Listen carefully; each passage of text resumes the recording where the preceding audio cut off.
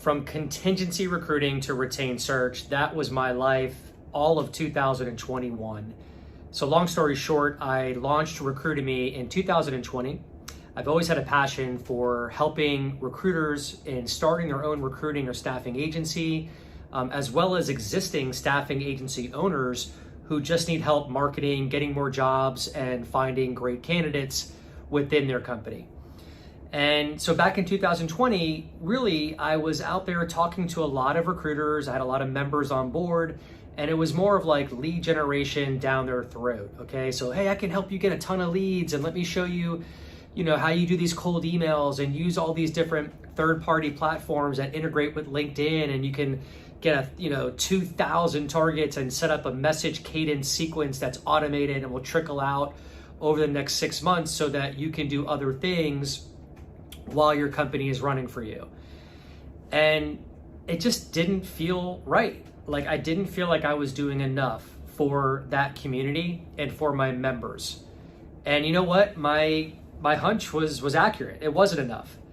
So what I did is I put the brakes on. In 2021, I made the transition into retained search, which I've never done before. I've heard about it, but I didn't really believe that you could close a search deal for, $100,000 in your search fee. I've heard about it, but I kind of had to see it first to believe it. Because my whole life for the past 25, 27 years has been in the contingency staffing space, where I talk to a manager, get a job order, have them sign a contract, but I don't get paid until I find the candidate, we negotiate a bill rate, and then I place the candidate, and then I start making money. And that's a fantastic model. It's very lucrative. It's all that I've known for many years. I got my start with Aerotech back in the 90s. And so contract to hire, try before you buy was always my thing. And the companies that I've had in the past, I've had north of 100 contractors on payroll. My spread was north of $40,000 a week. And that type of model is very lucrative. And I'm not saying get away from that, but I want it to simplify my life, and I want it to be able to make a few placements a year, high dollar, less headaches, and less hours. And retained search, I thought could do that for me. And let me tell you, I was more than right about that. So if you're looking to make the leap from contingency to retained, I would encourage you to do so. It's especially depending on where you're at right now with your recruiting business. If you have done recruiting for many years and you're just looking for a change, that was me, and it worked out really well. But you have to change your behavior when you jump into that space. And what I mean by that, it's less transactional, okay? This is a much more sophisticated process, but I like that because you are able to hold your client by the hand. You are their trusted advisor. It's a much more consultative sale, just classier and more sophisticated, to be honest with you. That's what I took from it.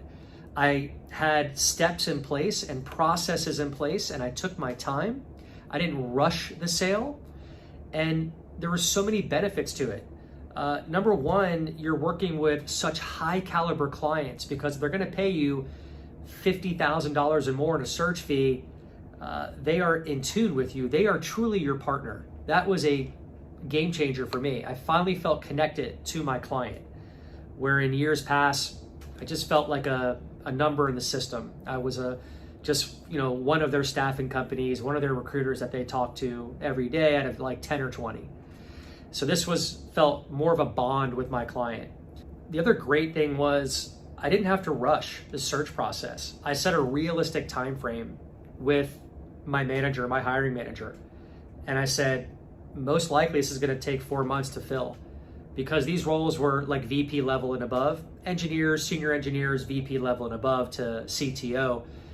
And that was never an issue. They were like, hey, take your time. Like, this is such a critical hire for us that, we're more interested in the quality of candidate. We don't need the quantity here.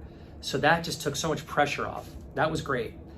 Getting your first payment up front within 3 days directly ACH'd into your bank account when you see a check, when you see funds for $33,000 on a $100,000 search, it's pretty motivating. It makes you want to get up in the morning and find this candidate for your client. So that was great. I wasn't used to that. I was used to finding the candidate, placing that candidate, and then sending an invoice a week later for net 30 payment terms. Sometimes the client doesn't pay you in 30 days, so you have this tremendous payroll float out there for the past 4, 5, 6 weeks until you get paid. You're chasing your money. Oh man, those are the headaches of contingency staffing, contract to hire that you deal with. On the retained side, you deal with a much higher caliber candidate. These candidates are so dialed in, they're sophisticated, they're intelligent, and they work with you. They show up 5 minutes early to your Zoom meetings. They show up 5 minutes early to your client interviews. They get deliverables back to you in a timely fashion. So for all these reasons, I've really enjoyed retained search. I would highly encourage you to explore it. It's different, okay, I will tell you that. But I've learned so much throughout the past 14 months. I've made many placements exceeding $50,000. I've made one that was $100,000. Prior to this, my highest world record direct hire placement was $30,000.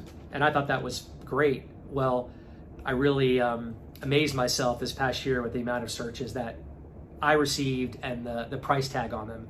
It's attainable. You can do it. Companies will pay you for it. But you have to know how to do it. You need a process in place. You need systems and steps and different things in between to close that deal.